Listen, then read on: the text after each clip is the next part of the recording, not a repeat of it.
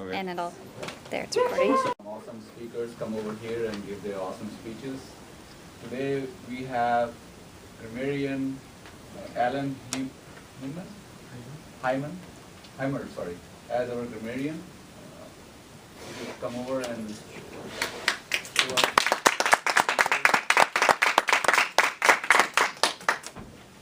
Again, my name is Al Heimer. I go by Al most of the time. My mom is the only one that really calls me Al all the time. My role as grammarian is, one, to provide the word of the day, which is written up on the whiteboard. It is elucidate, which is to give a clarifying explanation. And an example of a sentence is, when asked for details, he declined to elucidate further. The other purpose of my role is to, as people are speaking, look for ahs and ums and connectors, listen for colorful, look for colorful vocabulary, phrases, and that type of thing. So, and then I will give an evaluation towards the end of the meeting. So, thank you. Now I would like to bring up Thomas, who is our timer for today.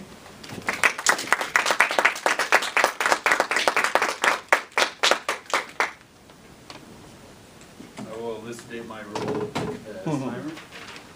I don't have the little cards like we normally have. Sorry, I'm new to the role. I have to find the red, yellow, and green.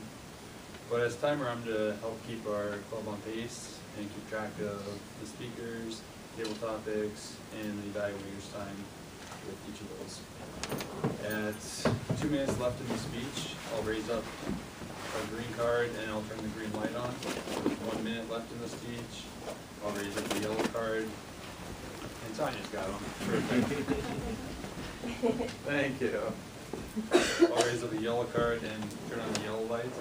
And at the conclusion of the speech, I'll raise up the red card and turn on the red light. And if it goes beyond 30 seconds, I hear we have a buzzer, and I'll tap that a few times. And for the table topics, the goal range there is 1 to 2 minutes. At 1 minute, I'll put the green card up. 1 minute 30 seconds, I'll put the yellow card up. And at 2 minutes, I'll put the red card up. And again, after 30 seconds, I'll tap the buzzer a few times. And for the evaluation portion, that goes 2 to 3 minutes. And at 2 minutes, I'll put the green card up. 2 minutes 30 seconds, I'll do the yellow card. And at 3 minutes, I'll do the red card. And then again, I'll give 30 seconds before I hit the buzzer again. Thanks, Thomas. Now I would like to welcome speaker number 1, Haley. She will be speaking from her CC manual, How to Say. Title of her speech is Still My Favorite Place to Be. And she asked for 5 to 7 minutes. Please, Haley.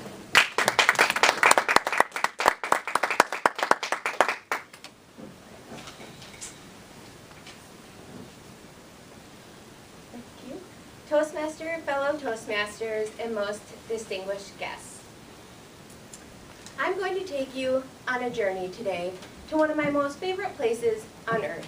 Even as a 27-year-old adult, it's still one of my most favorite places on earth. But before I start you on this journey, I need everyone in the room to close their eyes for a minute. I'm going to play a little something.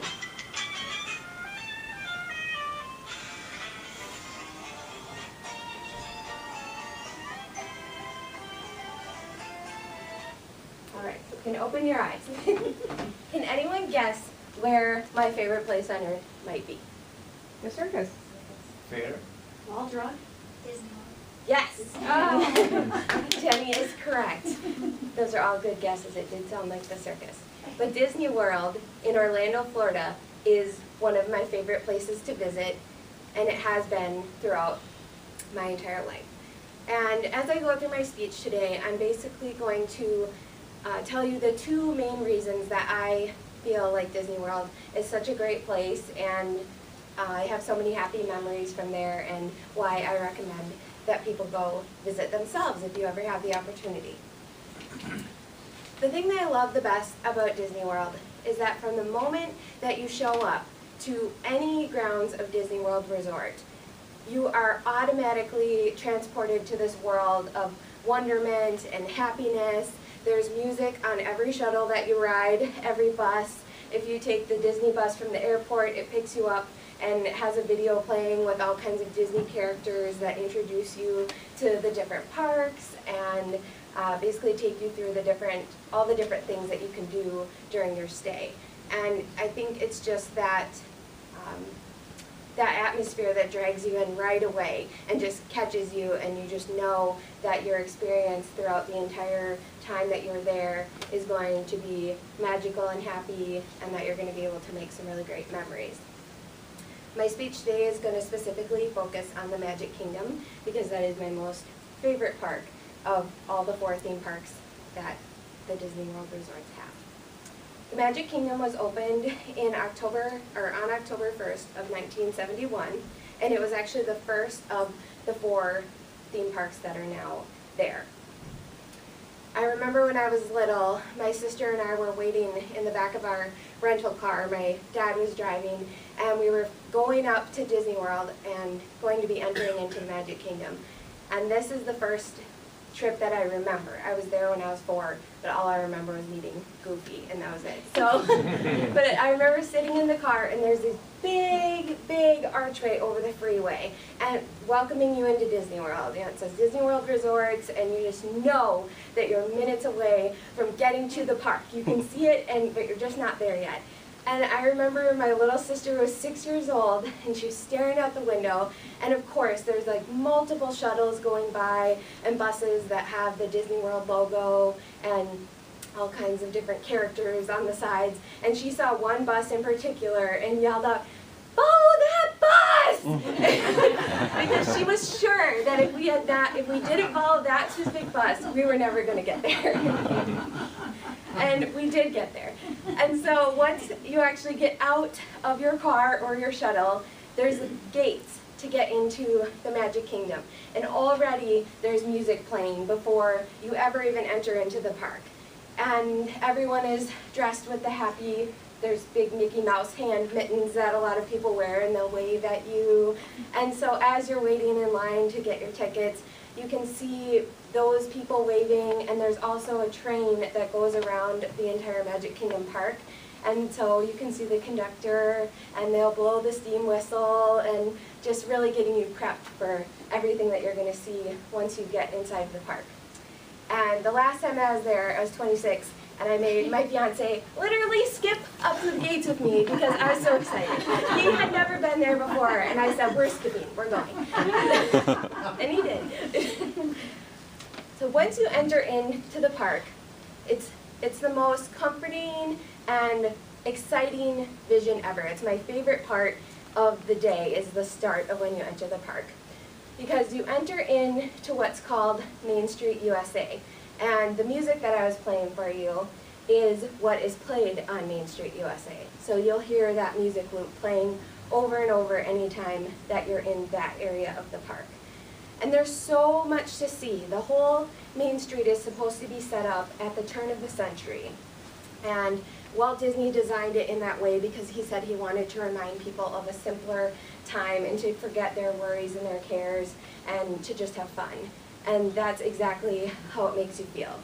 There's people that sell cotton candy. There's all kinds of different things going on throughout the park, balloons, souvenirs. And as you're taking all this in, then you look up and you see Cinderella's castle down at the end of Main Street USA. And it is so beautiful and magnificent, and it towers above all other structures that are pretty much built within the Magic Kingdom. So as you get to the castle, there's different ways that you can go into the different lands of Disney World. And they all have different park attractions. And so I'm going to tell you, the next part of my speech here is the park attractions that I think are the most fun.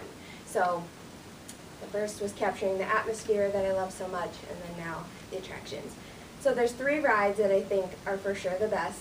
The first one is Space Mountain. You basically get in this rocket ship, you're literally in a little rocket, and you take off on a super fast roller coaster ride into complete darkness, and you feel like you're flying through space, and it goes really fast, and there's lots of drops, and I love that. So that's my number 1. Number 2 is the Pirates of the Caribbean. You take a ride back through time of when there was all kinds of pirates, and they were pillaging, and you go through their town, and they sing yo-ho, yo-ho to you. And it's very fun, and you're in a water boat the entire time, so you get the smell of the water, and you really do feel like you're out on the ocean. And the last is Space Mountain, or not Space Mountain, excuse me, Splash Mountain. Basically you're taking a ride in a log this time. You're on a flume ride, and you go through the bayou, and you meet a rabbit and follow him along all of his adventures, and he eventually gets captured by a fox. And so you follow him through his whole story, and at the most perilous point of the trip, you find yourself plummeting down 5 stories high drop into water, and the huge wave comes over you, and it's pretty fun. So if you ever feel as though you want to make a trip to Disney World, or if you're ever in Florida for a day, I would definitely recommend going to the Magic Kingdom. There are so many memories, and it's so happy and fun because everyone is there to have a good time. Almost everyone there is on vacation. So I would highly recommend it.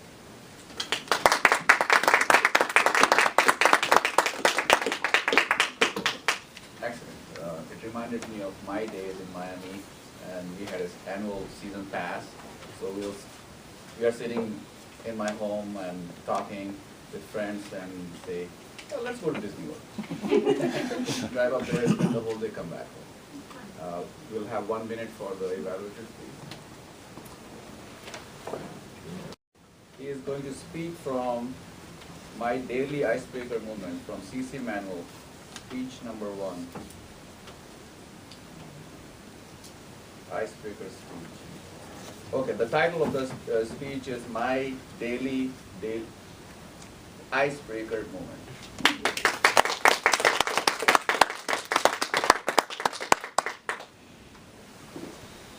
Mr. Toastmaster, fellow Toastmaster, and distinguished guests. Many of you know that I'm a physician here at the International Clinic. Every day, before I see my patient, I go through this icebreaker moment. And it became much more relevant after I did my CC Manual. This is my 4th icebreaker speech, and I apologize that it took me so long to get to it. So what do I do the first 4 or 5 minutes when a completely brand new patient comes to see me?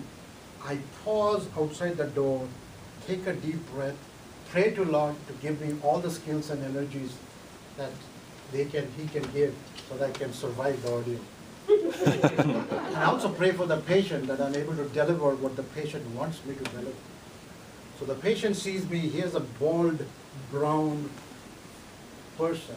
It's an alliteration almost. He was probably expecting something completely different. So we've started putting our pictures outside the door or somewhere there saying, this is the doctor you're going to see. And did you like it? So the patient sees me, I see that we exchange these pleasantries. But my patient comes in all forms because they are international. They come in all forms. They might be women or men. And very often, sometimes I can see the whole person, or I'm speaking with the person through just that much amount of eyes. That's all I can see. So I've got to concentrate on that. Years of practice has helped me work through my icebreaker moment. So the first questions that the patient sometimes asks if they are from the Middle East is, can I have my husband here or somebody else here? Because in the US type of interviewing, it's 1-to-1. I said, sure. So when I give them the permission to bring their family, a floodgate opens, and there are usually 4 or 5 people. Family, everybody in, so somebody is sitting on the seat, chair, downstairs, down and all that, and that's not usually allowed by Mayo policy. But so we try to squeeze in. So I'm reminded of a bus sometimes I travel in Calcutta. Then if I'm lucky to have visited their country, I ask them which country, I look at it. So now I have visited one country, which is Middle East, Abu Dhabi. So now I am in charge, because I know something about their country. So I used through the usual touristy place that I have seen them about Sheikh Zayed, mosque and Camberwell, some walk or something. And so they are interested in me. They kind of find out, oh, I know about that. Then they try to know more about me. Other patients would like to know about me. How long have you been in US? And I tell them 22 winters. 20 years. It started with Minneapolis and then with Rochester. But I tell them, I reassure them that I also go beyond the winters. Occasionally, I go to travel California and Disney World sometimes. So I am exposed to the sunlight at times. So we start joking around, because one thing which I find in common in all these patients are they're very scared, they're very nervous, so they need that icebreaker moment. And I have to evaluate very fast within the first 2 or 3 minutes, do they like humor or they don't like humor. There are 2 things I do not joke about. I don't use any humor moment. The first thing is, Mayo is great. I don't tell them Mayo is not great. The second thing is, I tell them, I am great too. But I add a bit of humor to it. I say, well, I'm great. I told that to my mother. And she said, son, have some modesty. And I say, Mom, I have none. They don't come to Mayo Clinic for my modesty. They want to see somebody good. The patient perks up and says, okay, this guy, maybe something he knows. But it takes a while, because I try to find out why they have come to Mayo Clinic. The icebreaker moment helps me. It is not lack of information. They all have Google now. It is not denial of their situation. It is also not that they are lazy, that they come here. They've already seen 20 doctors. They come to the Mayo Clinic because they have ambivalence. To do or not to do. You don't have to be Charles Dickens to have that. So a lady came here and unloaded on me all these things. My son tells me that I need to go to the nursing home, but I don't like the nursing home. But I understand the benefit of going to the nursing home. I may not fall, and I don't have to cook, and I'll be closer to my grandsons. But I still don't want to go to the nursing home because of this. She wants me to make a decision. So I understand in that icebreaker moment how I need to present to her. So I use this technique, which in Mayo Clinic we call motivational interviewing, which is called OARS. You might do it in any place you work. O stands for open-ended question. I don't ask them how much they drink. If I know that they drink, I don't ask, how much, a bottle, 2 bottles? How's it going, buddy? I said, do you think your drinking is affecting your life? Or that is a problem. So I leave it open-ended. Then thing is affirmation. Affirmation is all the things which is positive to them. They hold true. They say, I did this, I lost weight, I got this award, or that award, or I did this, I acquired this. It's great. You got something positive going for you. So in motivational interview, it becomes very important to use affirmation. R is reflective listening, just like this lady told me. I said, okay, looks like from the points you're telling me, you see that these are the advantages of going to the nursing home, but these are the disadvantages of going to the nursing home. Do you agree? So it clarifies their problem. It's called reflective listening. And S is the summary, which is I summarize several of these statements as it goes. So I have used this to great advantage, the icebreaker moments, to get the pulse of my patient, also tell them what Mayo Clinic is about. They have all heard of teamwork. They've all heard of patient needs come first. But what is the meaning of it? That I work with you. I listen to you. I also tell them I'm like a cab driver. I will take you everywhere. The cardiologist, maybe a shop you want to go. The other person, maybe another grocery place, a mall. So I do everything, and I'm responsible to you. And I give them my card, and I tell them, if you fail, you know whom to blame. The name is here, the email is here, the phone number is here. The icebreaker moment helps me greatly in achieving all of this.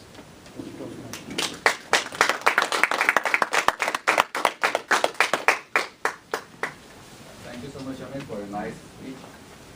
I will have 1 minute for the evaluation.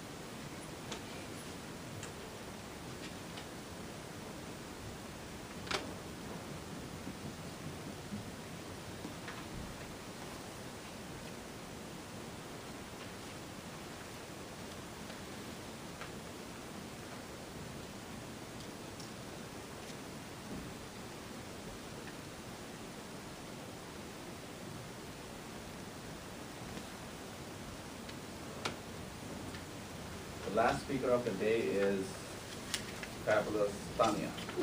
Fabulous.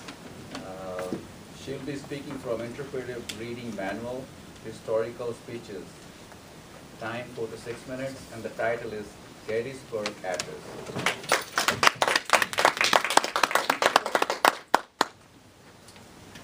Mr. Toastmaster, fellow Toastmasters, and most distinguished guest, allow me to elucidate what has compelled me to come before you today to give you an historical speech.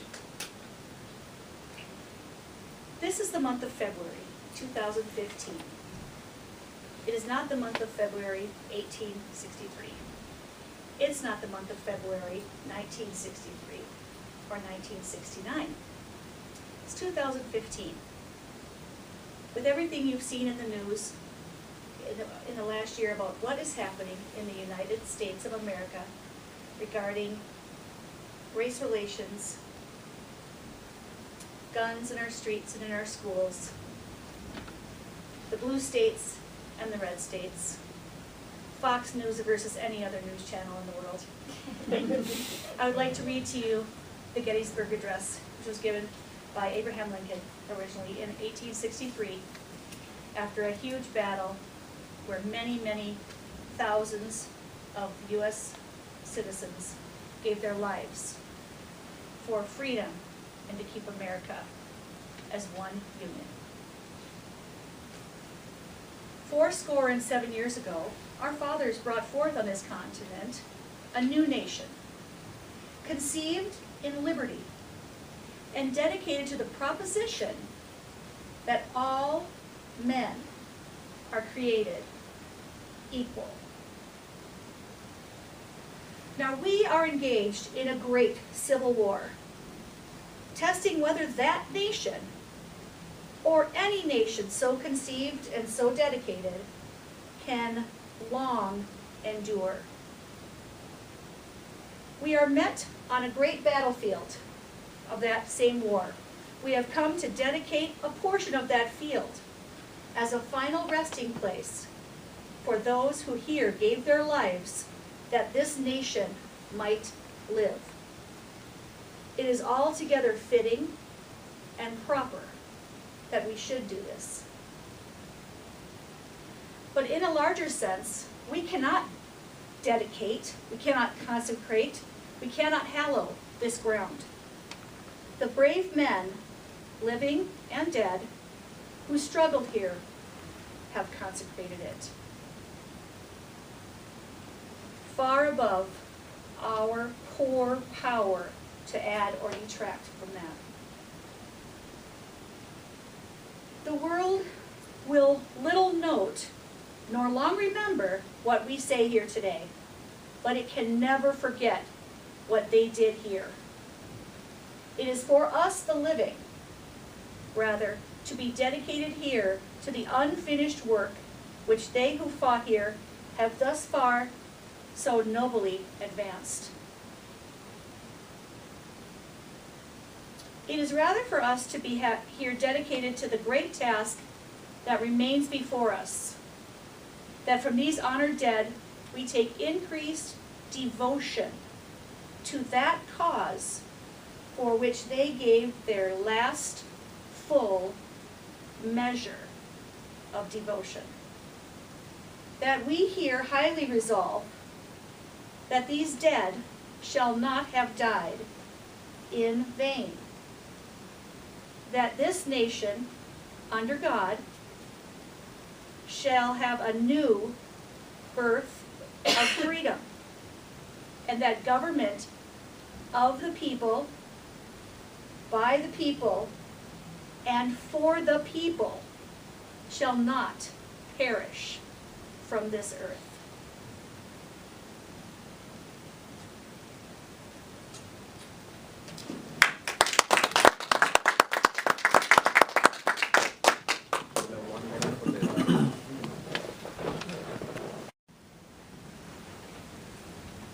Now we are moving on to our topic master, table topic session, and I would like to invite Deanna Constance. Oops.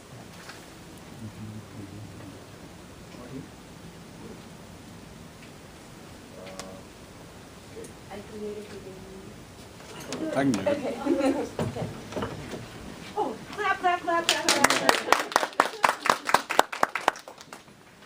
Well, it's very exciting. I'm Table Topics Master today, and this is the funnest, that's not a real word, but I love the word. This is the funnest part of the whole meeting, except for watching the wonderful speeches 1 and 2, because you get a chance to speak Extemporaneous. Contemporaneously, is that it right? Extemporaneous. Extemporaneously, on contemporary topics, if I choose. So with that being said, I'd like to pull, oh, we can't pull up him, he has to roll, darn it. Okay, I'm gonna search for volunteers, and on the topic of, and you're not gonna tell you, so Joe, come on up. And then I'll tell you.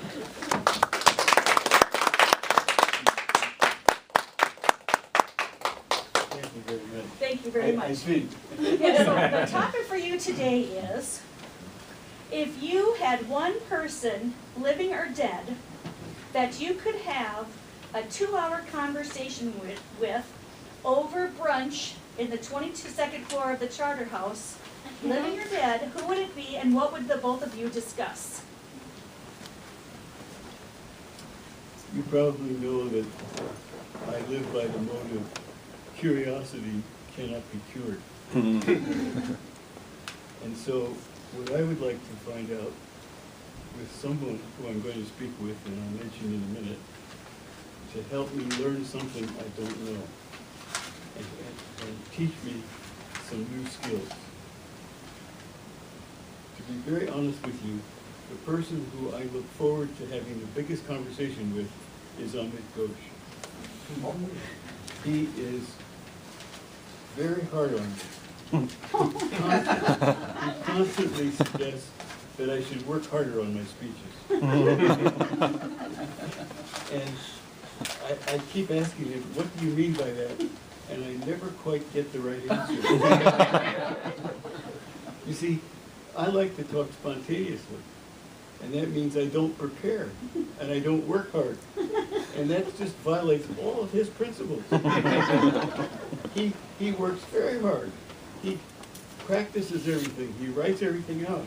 I mean, gosh, that just spoils all the fun. So the answer to your question is, I am looking forward to my next meal with Amit Ghosh.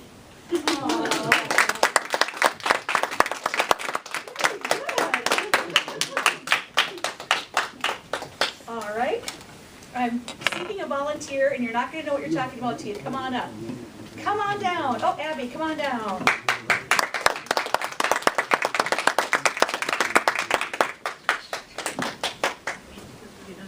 Sure, welcome. Thank you for volunteering.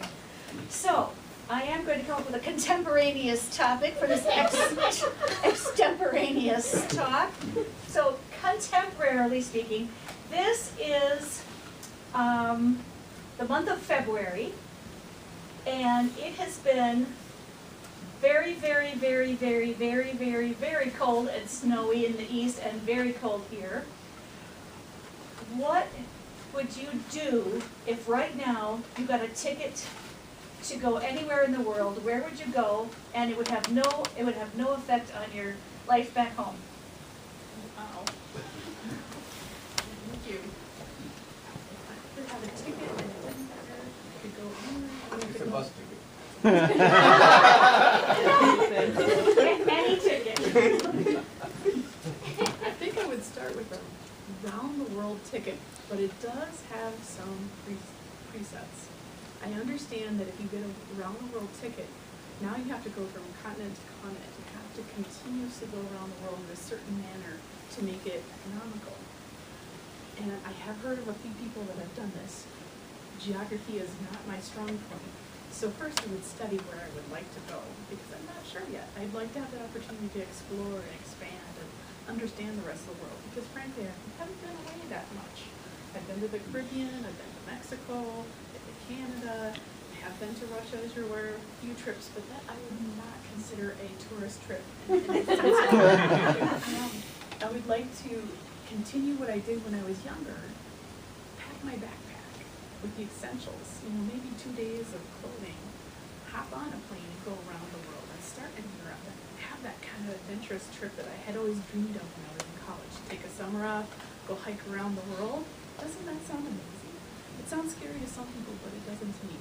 As you're aware too, I have talked about hiking in the wilderness in Alaska, so I'm not scared of animals and creatures, but maybe people, not sure. So I guess I would start from continent to continent and select where I'd like to go. But it might not be like the destination that everyone wants to go. I think I would pick the obscure and strange and go find out and learn and have an adventure about something you don't even expect. Those are the best kinds. I'm still trying to figure out how to get that word of day in. I'm sorry, it's just not working. To go back to your topic again, I would just travel around the world and just enjoy and have all those adventures and bring that back and share that with other people.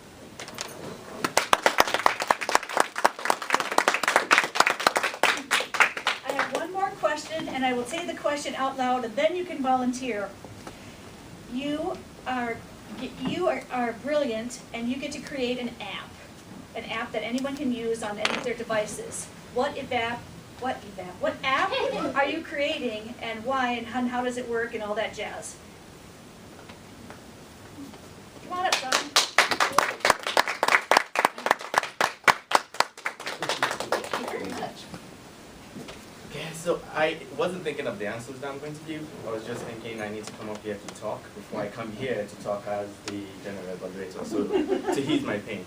But if I have to think of an app, I've given a presentation here before regarding Creatify, which is an app that, to allow people to sort of like come together, create for everybody around the world. And I mean, the process has shifted a little bit to, at the same time, solving the economy and the environment. Because churches print out bulletins that they give to their members every single Sunday. They crowd it up, and then a few months later, you see it at your house, you put it in your recycle bin, or the kids might just tear it up and put it in the garbage. So we're trying to then think about a way that we can minimize that, and we're thinking if we put the application and that into an app, that churches will just push out to their members early in the morning that they're coming to church, and they will always have it on their phone. So we started doing the math. The church have 500 people on a Sunday, and they print 500 normal papers. And now they say 10 churches uses that. That on a Sunday, that's like over 5,000 papers that we're saving. So now let's multiply it to several churches in one day. So we're thinking, that's like 500,000 papers. Wow, we are really doing a lot of work. And so that's what I will finish and making, so that we can help the community, help the churches, and at the same time try to do something for the environment. That's very interesting. I think that is enough because of all the rest, so thank you, everyone. I see we have a guest. Would you like to say your name, how you found us out? Sure. Come down so everybody doesn't have to turn off. Well, Toastmasters, and since I'm the guest, I don't think I have to introduce myself. My name is Samuel Marsland. I'm a student at the Mayo School of Health Sciences with Tom. We're both in the Doctoral of Nurse Anesthesia Practice program here. So I heard about Toastmasters through Tom, my classmate, and he invited me to come. I thought it'd be a wonderful opportunity to come and see what some other people do for speeches and how they do presentations. That's how I came and why I came. Thank you for having me. I'd like to bring back John.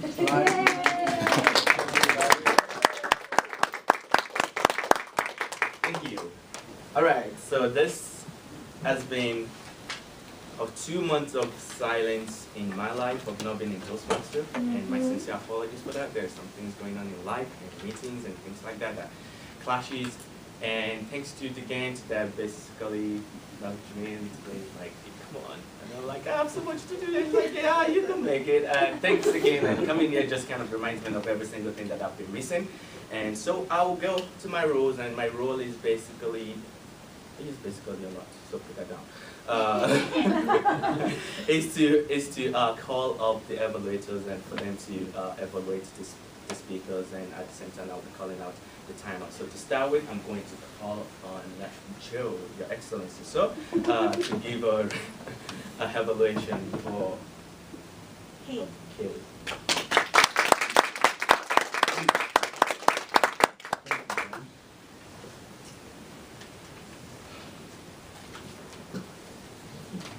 How can I elucidate Disneyland any better than Kaylee? She made us feel like we were actually there.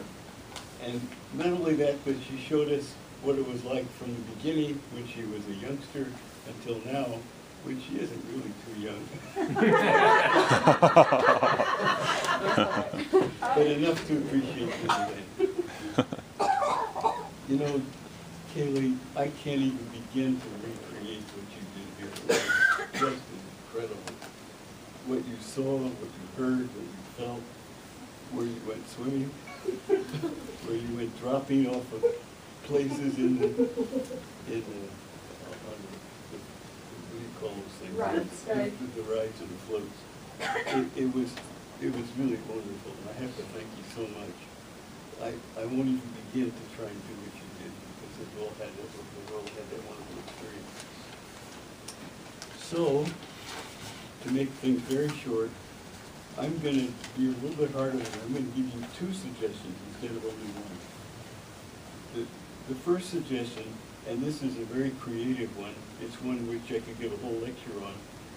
You went there as a 4-year-old, and you went there as a 27-year-old. There must have been some changes. It would be so interesting to know how Disneyland has been growing and getting better. And believe me, it has been getting better. It's been an incredible experience. But now, I would like to make the kind of wonderful suggestion that I can only imagine doing. If I were to go look in your closet, I bet you I could find clothes, brochures, souvenirs of every kind and every imaginable kind over that wonderful period of time you've been going to Disneyland. Please, next time you give a talk like this, bring some. I was gonna bring my ears. That would've been awesome. You got it exactly. Thank you very much.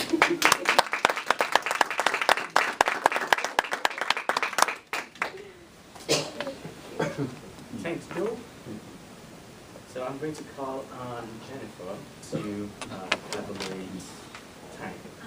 Amit. Sorry. To evaluate Amit.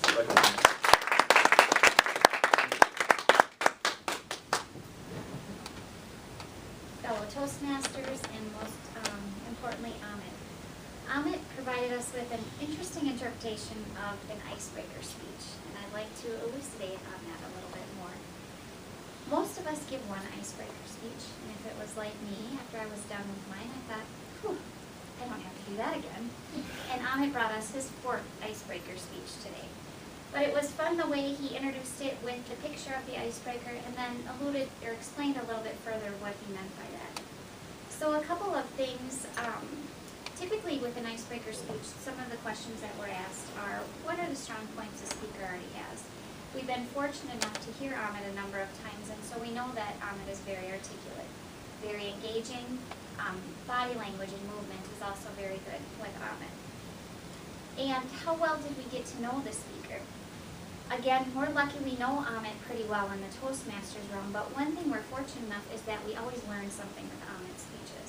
So we learned not only how you break the ice with your patients, but also in addition to that, some of the techniques that you use, I believe it was called OARS, and how you use that to relate to the patients. So it was nice that we got to know you a little bit better, but even learned something from the speech as well too.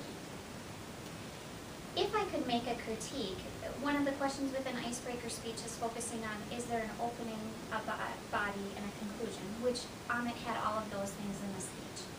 For your conclusion, Amit, what you did is you gave us a very good overview of how you break the ice with your patients, what you use to relate to them, and some of the things that you do to make them feel at ease.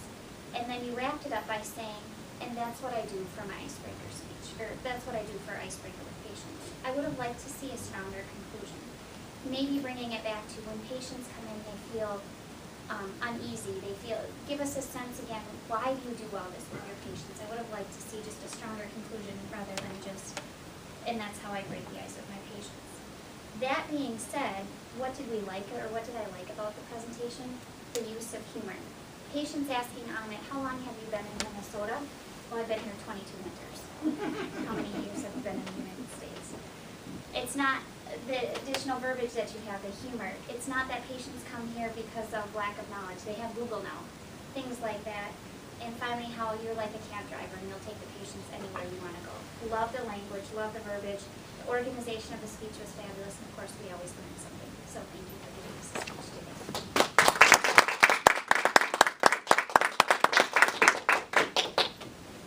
Thanks, Jennifer. And I'll be calling on Sarah to give a revelation.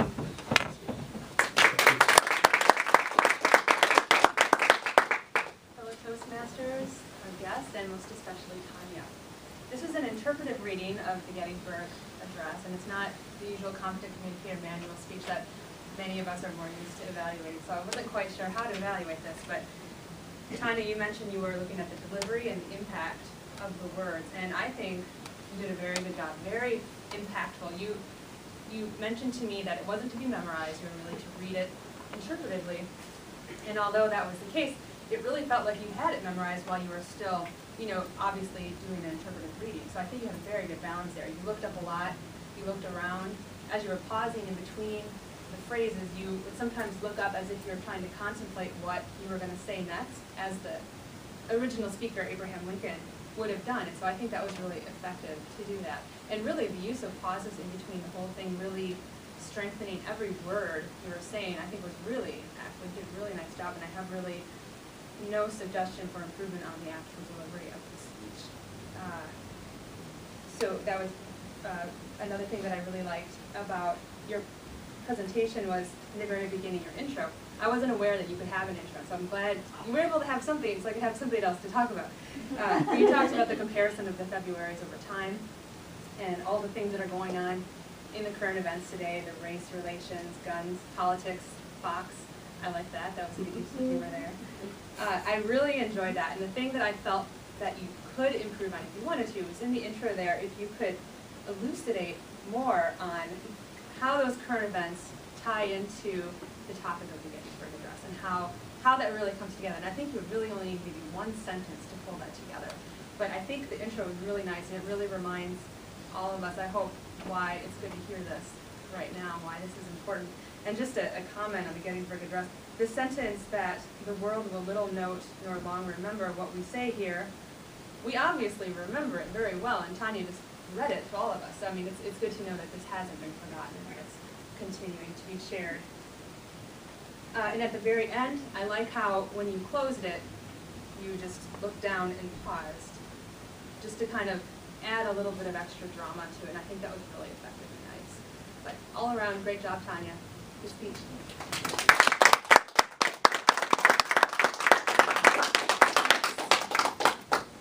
Thanks, Sarah. And the next question is we're going to get a review of how well we do using our homes and sentences and sentence structure. So I would invite Hal for the preliminary evaluation.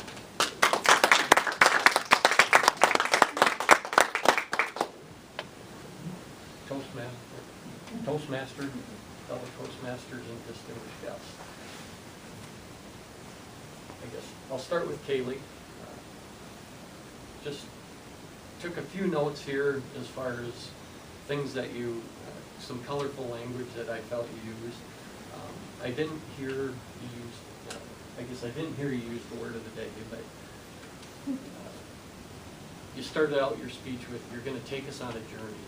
I thought that was a great way to start, and you did really take us on a journey in explaining, Disney World to us. Wonderment, the use of that word in your speech, I thought was very good. The excitement that you brought to your speech, right away you could tell that you were extremely excited about what was going on, or what you were going to talk about. And then the excitement also when you explained your little sister's comment, "Follow that bus." And the last thing that I caught was also you're going with your fiance and skipping up to the gate with him, making him skip up to the gate. I thought was great. So overall, great use of some colorful language that really drew us in, I think. Ahmed. Bald, brown person. I thought was great. This is the doctor you're going to see whether you like it or not.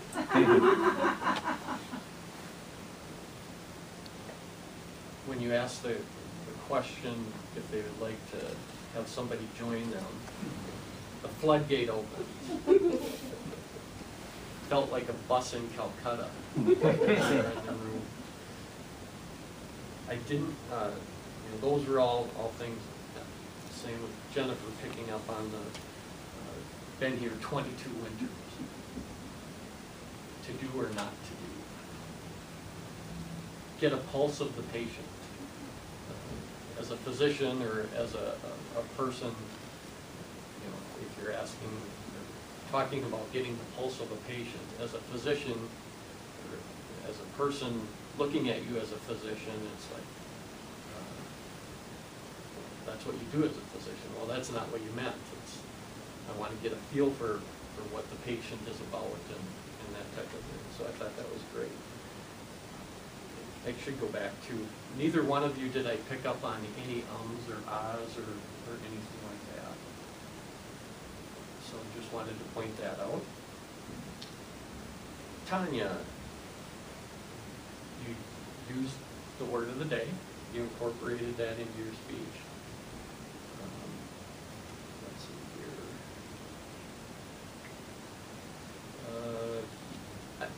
It was, for me, it was a little bit more difficult, I think, along with Sarah, to really get a gauge on what I should be doing with your speech, because it was something that was really already developed, and you didn't have a whole lot of, other than your introduction and that type of thing.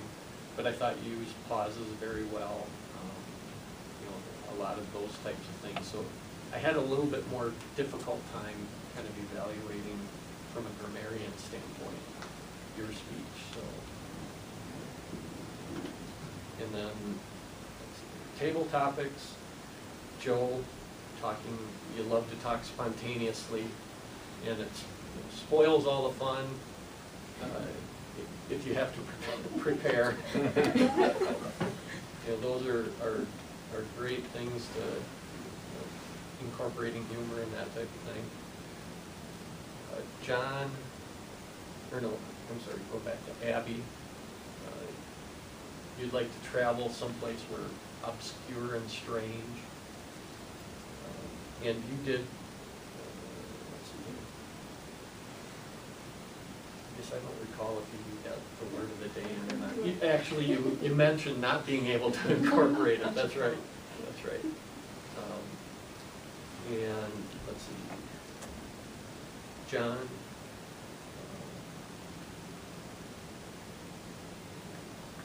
Yep. Guess I didn't have a whole lot there. And then just a couple other things. I think several other people utilized the word of the day, And as far as ums and ahs, nobody did a lot of it. I've probably done more of it than anyone else that has spoken today, but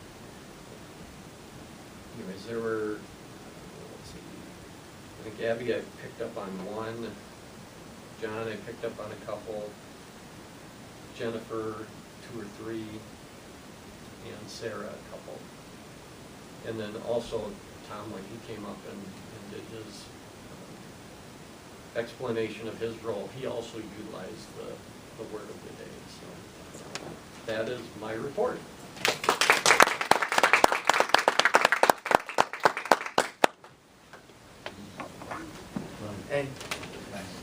And to the final portion, hang on, Tom, are you going to give it from over there? Or Yeah, I'll just give it from here. Okay.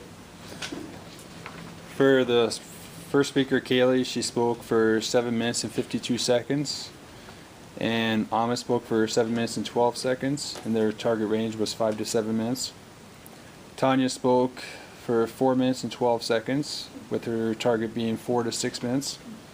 For table topics, Joe spoke for 1 minute and 20 seconds, Abby spoke for 2 minutes and 1 second, and John spoke for 1 minute. Hi, we started a little bit late, but it turns out pretty well. And I do not have enough time to elucidate in detail, but I hope in the future I'll also be able to elucidate on my engagement story. Yes. So, but on my part, I'll hand it over to Toastmaster. And I think in the interest of time, we can. Yes? I know we're very short on time, but I just have a couple of announcements. Just a couple quick reminders of some upcoming dates for our members here. On March 11th, we are having the international contest, and we have Amit and Abby currently competing, so very excited for that. We do have one more opening for somebody if they are interested in competing. On March 18th, we have an evaluation contest, and again, could use another competitor if anyone is interested. And finally, on March 25th, we're having our open house, so please invite your colleagues, friends to come and join us. And then just another quick announcement, our website, all of you as members have access to the High Nooners Toastmaster website. We have the March schedule is out there, videos of all of the speeches are out there each week, and even if you need more information about your role in an upcoming meeting, that's all out there, accessible to all of our members. So, that's it.